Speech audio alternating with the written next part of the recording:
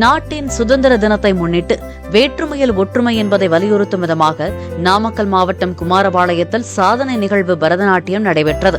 வரையப்பட்ட இந்திய வரைபடத்தில் ஒவ்வொரு மாநிலத்தின் பாரம்பரியத்தை பறைசாற்றும் வகையில் மாணவிகள் கலாச்சார உடை அணிந்து அந்தந்த மாநில மொழிகளுக்கு ஏற்ப இசைத்த பாடல்களுக்கு பரதம் ஆடினர். 3 மணி நேரம் தொடர்ந்து நடைபெற்ற நிகழ்வில் பங்கேற்றவர்களுக்கு சின்னத்திரை நடிகர் பாலா பரிசு வழங்கினார்.